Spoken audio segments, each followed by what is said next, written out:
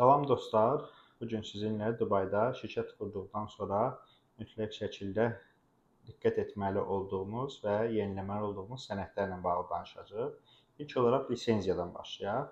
Şirkət qurduqdan sonra siz lisenziya alırsınız və hər il lisenziya aldıqdan bir il sonra həmin lisenziyanı yeniləmək lazımdır. Lisenziyanın yenilənmə qiyməti isə lisenziyaya ilkin olaraq ödədiyiniz məbləğdən ibarət olur.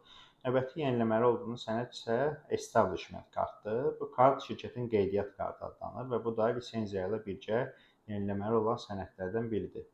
Və üçüncü sənəd isə burada icari deyilən icarə müqaviləsidir ki, siz hər il ya fiziki ofis ünvanı olaraq və yaxud da virtual ofis ünvanı olaraq icarə müqaviləsi, yəni aktiv qüvvədə olan icarə müqaviləsi təqdim etməlisiniz lisenziyanı yeniləyərkən. Daha sonra həm mainland, həm də free zone şirkətləri ildə bir dəfə mənfəət vergisi bəyənnaməsi təqdim etməlidirlər.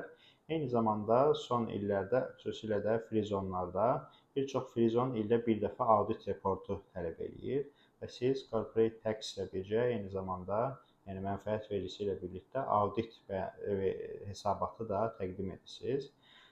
Sonda isə bir il yox, hər 2 ildən bir siz burada öz rezident vizanızı, yəni Emirates ID deyilən Emirates ID kartını yeniləməli olursunuz. Bunları mütləq şəkildə vaxtında yeniləmək lazımdır. Çünki hər hansı gecikmə və s. baş verərsə, o zaman sizi cərimələr gözləyəcək. Bundan başqa, əgər hər hansı bu mövzuda və yaxud da başqa mövzuda hər hansı sualınız və ya bilmək istədiyiniz məqamlar varsa, bunu rəy bölməsinə yazaraq sual verə bilərsiniz.